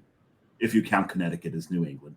I happened to be in New England when the Red Sox won their first World Series since the curse. Mm-hmm. And it was just so much fun to be in New England. In a hotel bar and celebrate with all the Red Sox fans, them winning their first World Series. So that was kind of cool. So maybe that is an honorable mention there, John. When you were in Connecticut? Yeah, when the Red Sox won their first World Series since the curse. But even though the Billy Buckner boot is not my number 1, it's the impact of it. And the story going up to it with the bottles of champagne. Fair enough. So, on to you. On to me. I'm just looking for a picture here. Hold on one second. If I have it. No, I don't have it. John, every show, John has to pretty much load his whole photo catalog. Yeah, I know. I'll explain the picture. I don't have it. But anyway. Play the picture, John. All right. No, it has nothing to do with my top 3. I was going to say 4 because I have an honorable mention, but no, I was going to show a picture of myself and my son 12 years ago. He's 23. He's going to be 24. He's my baby. He's when he was 11, almost 12. We were up at Fenway and I had a couple pictures. I was going to throw up really quick, but anyway, here's my top 3. You're gonna throw up? I was gonna throw up on the screen really quick. Oh, there you go. It's not Belmar's parade day yet. So. Anyway, so my honorable mention, the honorable mention I'm gonna give. I have one honorable mention in my top 3. The honorable mention I'm gonna give is meeting Tommy Lasorda. Oh, that's cool. While sitting at a table for breakfast in San Francisco back in the 80s.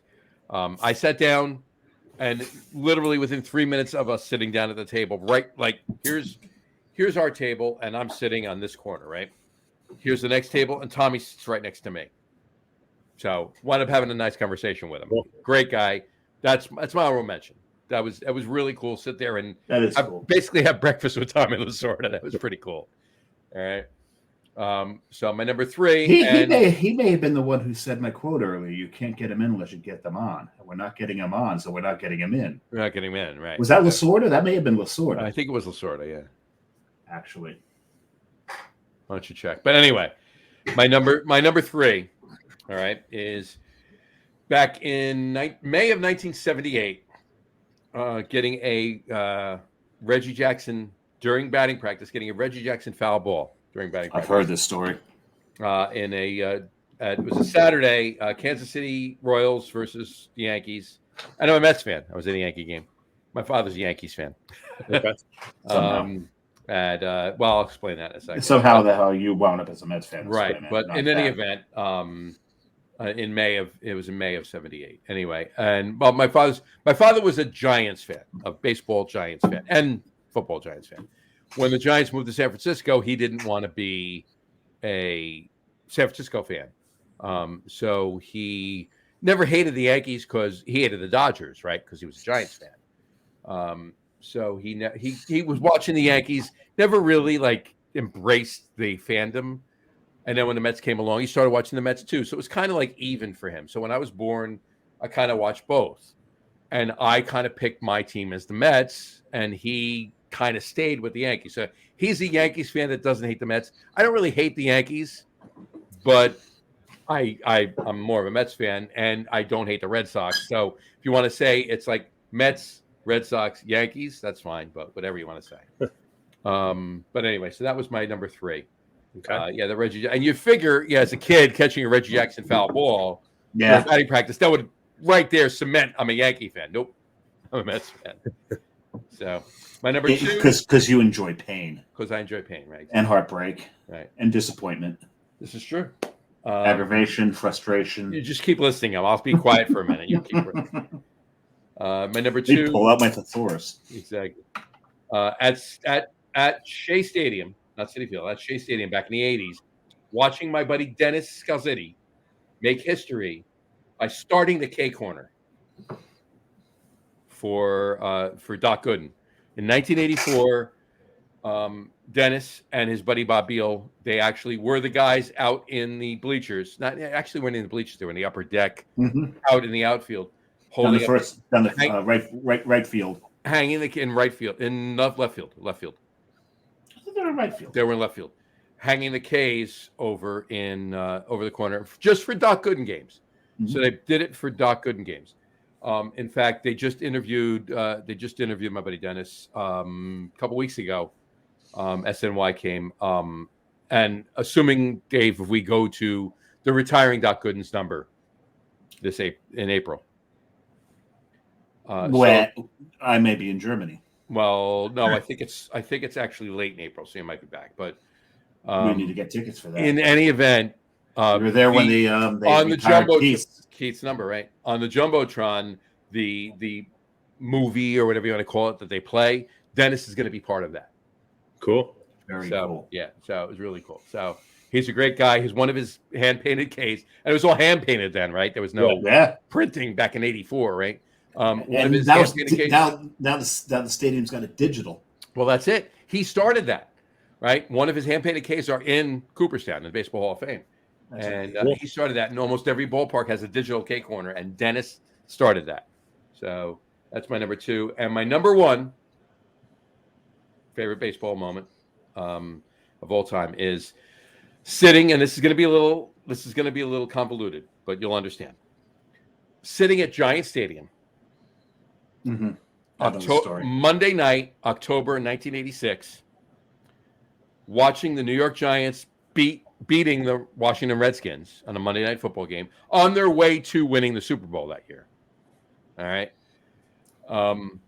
And all of us, there's 8 of us sitting at the game, listening on portable radios and watching. There was a couple of portable TVs we had, watching Game 7. I didn't sit at home or wherever and watch Game 7. I was at the Giants game watching Game 7 of the 1986 World Series, and they stopped play on the field. Not for a commercial. They stopped play on the field to announce that the Mets won. Once Jesse Orosco threw, the glove that never came the glove down. in the air, right, and everything else. They stopped play on the field at Giant Stadium to announce that the Mets were the world champs, and everybody went nuts because you were either for the most part at Giant Stadium, you're either a Mets fan or a Yankees fan. So all the Mets fans were thrilled because the Mets won the World Series.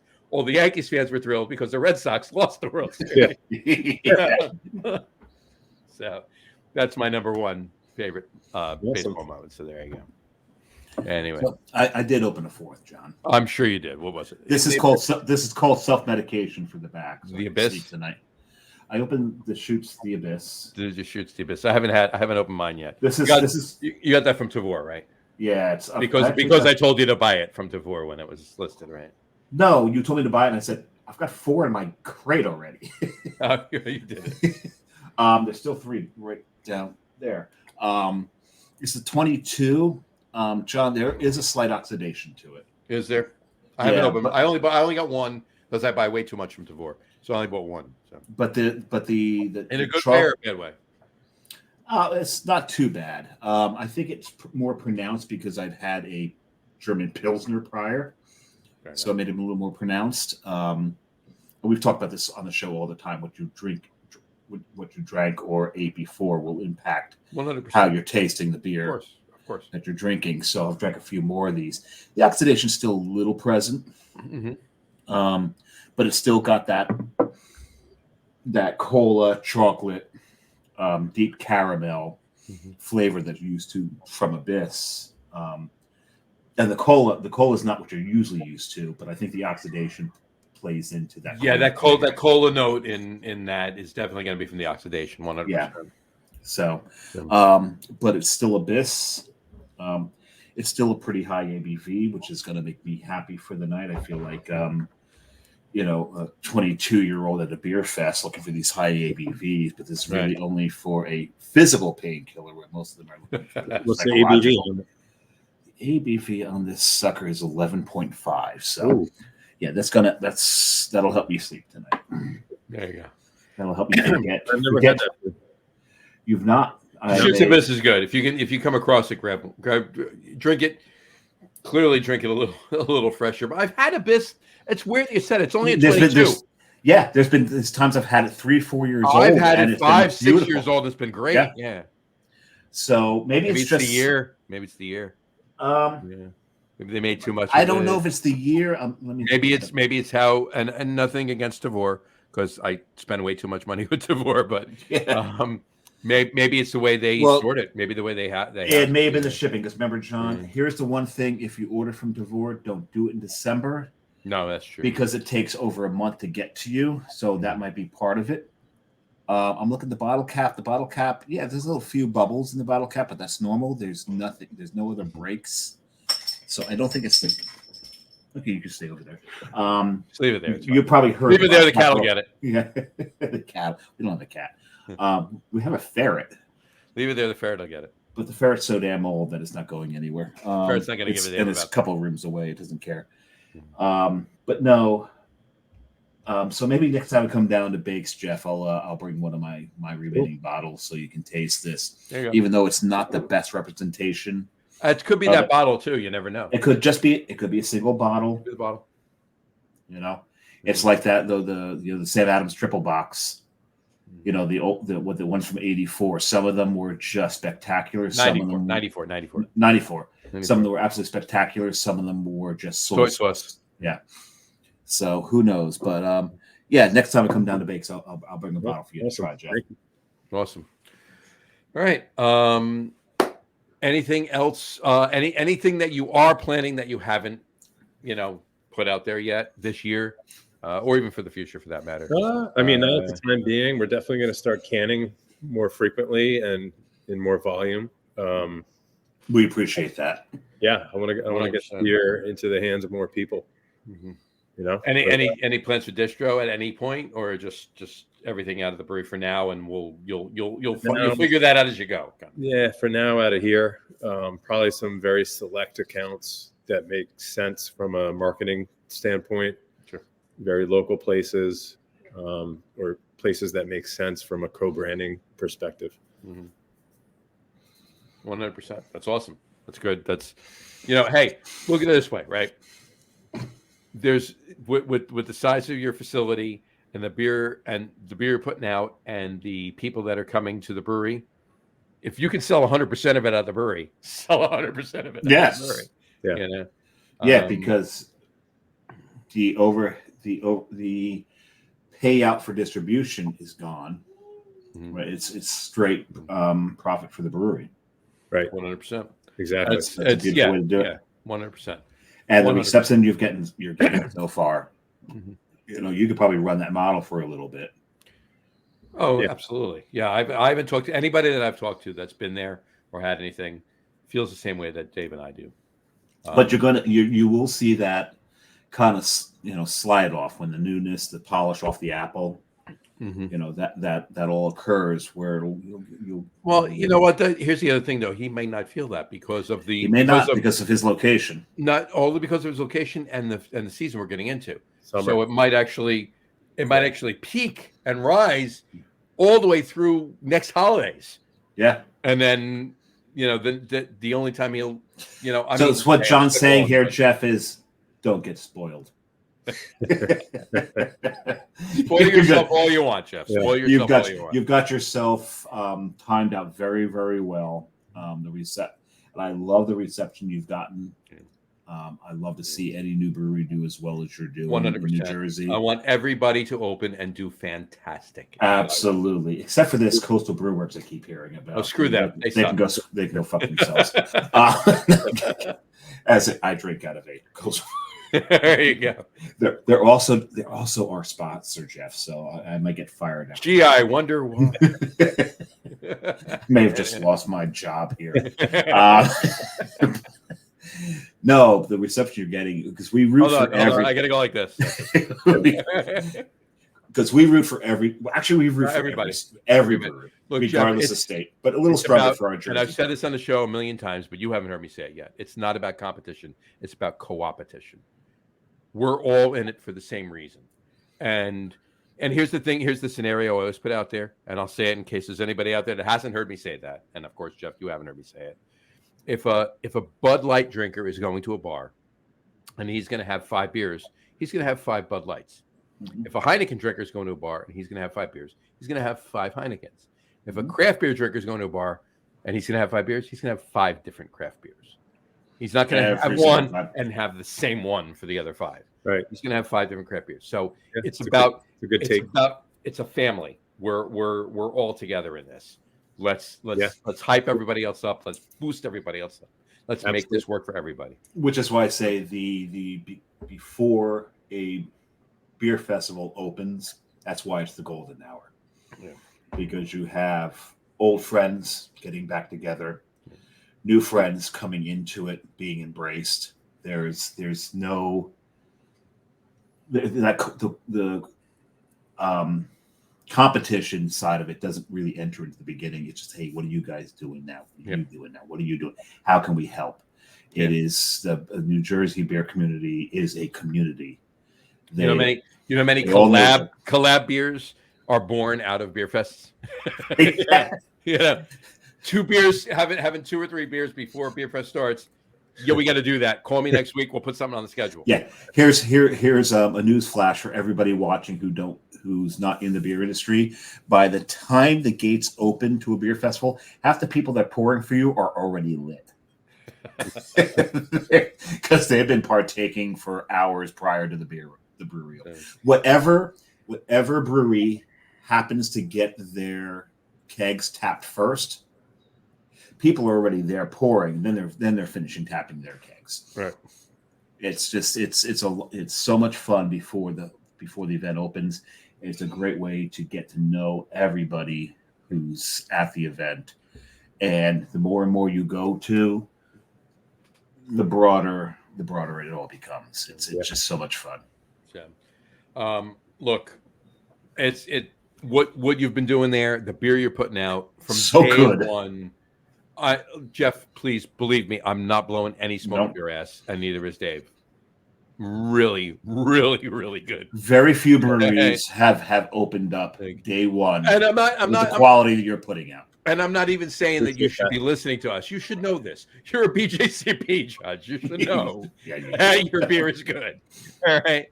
Appreciate that, guys. Yeah, no, absolutely, 100%. And look, like I said, like I mentioned a couple minutes ago, anybody that I've talked to, I went down. The first time I was there was opening weekend. We were there on Saturday. You opened on a Friday. We were there on a Saturday. I went. Dave wasn't there. It was the second time I went with Dave. But it was a couple weeks later. Yeah, you were with Al, weren't you? I was with Al. Al and Al came over to my house, and the two of us walked over. And Al also does a radio. He does a radio show. Yeah. He does a craft beer show every Sunday night on 970 AM. And Which is his second gig. His first gig is doing a morning show with Joe Piscopo. He does the morning show every weekday at Joe Piscopo on 970 AM. But yeah, the beer thing's a side gig for him. Side gig, yeah. But and he and I are sitting there. We're like, every beer we taste, we're like, and again, I'm not anybody listening. I'm not blowing smoke just because he's our guest. Al and I were sitting there because we've never done that ever. Never. But Al and I are sitting there like, holy shit, that kind of a thing. So yeah, Al was telling me. I mean, John's telling me you got to get there. Yeah. Then Al starts telling me, dude, you got to get there. You got to get there. Yeah. So here's the thing. My point is, I'm not trying to blow smoke up here. So I'm trying to let everybody know, you know what you're doing. You got really good beer. Get there. If you're coming anywhere down, or if you want to take a tour one day, I mean, Monmouth County, let's call it Monmouth County. There's upwards of 150 breweries in the state right now. All the best ones are in Monmouth County has the biggest concentration, I should say, of breweries in the state per county. Of a county. We highly recommend right around 20 breweries in Monmouth County right now. Yeah, we highly recommend you get a van and tour all of them. Yeah.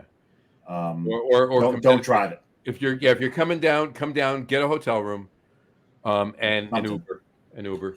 Or get a designated driver. That's fine. Yeah. But visit. Come down, go by Jeff, and go out from there. You can start up in Carton, and just work your way all the way down. Get yourself to Bird's Mouth. Get yourself to Kane. Get yourself to Little Bird. Little dog. Bird's Mouth, Little Dog. Get Source. Dog's Mouth and Little Bird. Yeah, there you go. Dog Source Mouth. That's the name of the but down in the south end, get to Bakes. Yeah, get to Bakes. Get down. See Jeff. Have some of these beers. I'm definitely going to be there on Friday having some of the Keller beer. That's 100%. What are your hours, Jeff? Are you just Friday, Saturday, Sunday? Or are you? Yeah, right now Friday, Saturday, Sunday. Friday 4 to 10, Saturday 12 to 10, Sunday 12 to 6. Nice, cool. All right, get down and see Jeff. Get down and see them at Bakes. Have some of these beers; they're fantastic. Have some of the coffee porter, and when you leave, depending on when you leave, stop at Turnstile on the way up and have some of the coffee that was in the coffee stout. Yes. Coffee stout, and go right up the road, get a few dogs at the Windmill too, and then stop at Windmill on your way back out to 35. There you go. And people can, or you can do. Can people stop at Windmill first, grab the dogs, come in, eat them in the brewery while they're drinking? Why not? Absolutely. That's got to be. That might be the second best hot dog beer combo going. And it's not a talk about the beer. It's a talk about that Ghost Hawk is right across from Rutt's Hut. Yes. And that's you can't beat Rutt's Hut. Windmill's damn good, but Rutt's Hut. Yeah, I mean, I'm partial to Rutt's Hut. Windmill's at the top of my list, but Rutt's Hut's number one. But that's just because I grew up about 3 miles away from Rutt's Hut. So some people might be partial to Windmill over Rutt's Hut, and that's fine. Then that's the opposite. And you can pretty much walk to both. Windmill and it's a little bit low. It's about a 5-minute walk from Windmill to Bakes. Maybe 6-7 minutes or whatever, but it's across the street from Rutt's Hut to Ghost Hawk. And for me, because I live in Union City, Rutt's Hut, Ghost Hawk is a lot closer for me. So for you, yeah. But yeah, I spend. Look, I grew up across the street. I grew up 3 miles away from Rutt's Hut. I love Rutt's Hut. I love the relish. I love everything about Rutt's Hut. I spend more time at Windmill, and now that Jeff's open, I will be spending more time at Bakes than I do at Ghost Hawk, and that's just a proximity thing because he's a great guy, and I worked with Chris, the head brewer, years ago. So, and for Bakes, it's a 5-minute walk there. 5-minute walk. I can get to 5 minutes. I can get to Jeff in 5 minutes. As a 20-minute walk back, as we know, the difference. It's a 35-minute crawl back. Is what it well, is. The difference is staggering. The difference is staggering. Yeah, absolutely. He said it, I didn't. And he said a dad joke. I'm going to say one, and I'm going to give credit to Don Tess. Okay? Oh, yes. Posted it today. I only know about 2 or 3 Motown puns. 4 tops. Very nice. All right, there you go. All right. Had to be said. Sorry. Thanks, Don, for that one. Thank you, Don. Got to get him back on the show. He's got to come back on. But anyway, all right, Jeff. Anything you want to tell anybody that any releases you're coming up? Any other IPAs or lagers? Yeah, I mean we got IPAs in tanks. No immediate plan to can in the next week. Probably 2 weeks from now. Fair enough. They keep the tasting room supplied at this point, honestly, and catching up. Well, that's always important. I mean, having beer in cans for people to go is good, but everybody coming in, you want to make sure that they're, you don't want to take a beer off tap because you had to can some and you have to sit in there. So, yeah, it's much better if you make your money pouring directly off your taps, right? Then because you don't have the overhead of the cans and all of that. So he's 6-1, obviously. I mean, if he has enough beer to get him out there, but obviously he needs to take care of that and keep that in consideration. Anything you have lager wise after the Keller beer? Anything you have coming up? I'm gonna have to put lager in tanks again next week. I'll probably do a German Pils. Nice. Oh, like that. Thank you for telling me that. I will make sure. Maybe that's when I bring a bottle of Abyss down. Text me when you crash it and let me know. He's got a cool little name. His name is Mr. Snappy. Mr. Snappy. Is that named after a turtle or? No, I mean it's a flavored descriptor of a Pils, right? Snappy. Oh, Snappy I like Pils. that. Snappy. Rather than crispy boy, yeah, Snappy boy. Snappy boy, VOI. Mr. Snappy, I like that. Mr. Snappy. Yeah, like another character brand. That's awesome. Dad, I do have a question for you because one of the beers that I had while I was there was a Baker's Batch. Yes. So we've got the Base Knox, which is a single IPA. Baker's Batch is 2 hops. Is Baker's Batch a series of beers that are going to be a 2-hop concoction, or was it just that one time off? Baker's Batches are kind of just riffs on recipes that don't have any brand name per se. It's just, hey, I feel like brewing with these hops. We have them today. Let's do this. So it's Baker's Batch. It's whatever Baker wants to do that damn exactly, day. And it's the batch number. Because I had 14, and in order, not the batch number of Baker's Batch, the batch number of everything globally. The batch Correct. number. Right? Correct. I was going to say because it was like I was there the second week you were open, and you're on 14 already. So that number. We had 7 or 8 soft openings, where I did small batches. So we got a bunch of volume went out in those 6 or 7 soft openings. Now, what's the volume of your brew kettle? 7. So do you have a smaller brew kettle that you do these small batches out of, or do you half brew out of the brew Half kettle? brew. There you go. There you go. That works. So that's awesome. Sounds I actually, how you said it, you had 7 or 8 small soft openings. I'm actually upset that we didn't meet prior to you opening so that I could have attended a couple of those. And had like and had a couple of those 4, 5, 9, 1, 2, 12. Yeah. So awesome though. But yeah, kudos to you. That's awesome. You're doing awesome stuff down in Wall. right over here. As a matter of fact, I'm pointing pretty much directly at the brewery right now. Yeah, there you go. And I got to say, John, this is warming up, and there's some coffee notes coming out of it now. Really? The coffee notes are starting to supplant the cola notes. The cola notes, yeah. Nice. Cola note is still there at the tip of the tongue. I know it's residual from the first couple of sips, but the coffee notes are starting to take over. Nice. All right. Well, when you do bring the one down to Jeff, we'll have to make sure it gets to it warms up a little. It gets to about 45 degrees before we pour it. Yeah. There you go. Fair enough. Cool. All right. Awesome. All right. Jeff, thank you so much for coming on the show today. Absolutely. It's been awesome. Anybody planning a trip? Yeah, what, Dave? I was going to say, because, and John can test this, while we're sitting there in your brewery drinking, I look at John like, we're getting this guy on the show, right? Because he's doing some good stuff. Let's get this guy on the show. That my business partner, Matt, was there with us that day, too. And that's what we went back and we talked to you afterwards. And then you met Dave outside, too. But, 100%. That was a no-brainer. Yeah. What's happening? I appreciate you guys having me on. This has been fun. We really love the fact that you came on. We're so happy about it. You're doing amazing stuff. Anybody that's listening to this, watching these live videos, rewatching the live videos, listening to the podcast. If you're anywhere around New Jersey or coming to New Jersey, or if you live in the area, get down. Seriously, I'm not blowing smoke. Get down to Bakes. Have this beer. Get to Bakes. You're gonna love it. Enjoy it.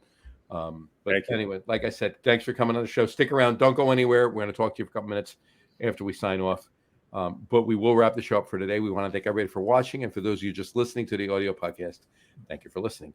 Don't forget to visit our website, www.lagerroom.com. That's LAGERROOM.com. And please remember, like us and follow us on all of our social media, Facebook, Twitter, Instagram, and of course our YouTube channel. All of them are at The Lager Room. Remember, we go live with the video podcast on Facebook, YouTube, X, and Twitch every Tuesday night around 6:30 p.m. Eastern Time.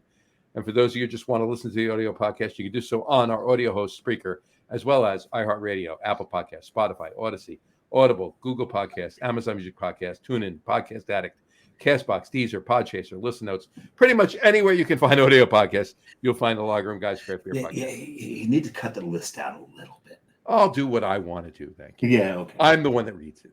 Anyway. You are. You don't have this one memorized. All right, how about that? No, that list is long. Yeah. Because the list has changed. Yeah, no, it's added. And so this one's a long list. How's that? How's this?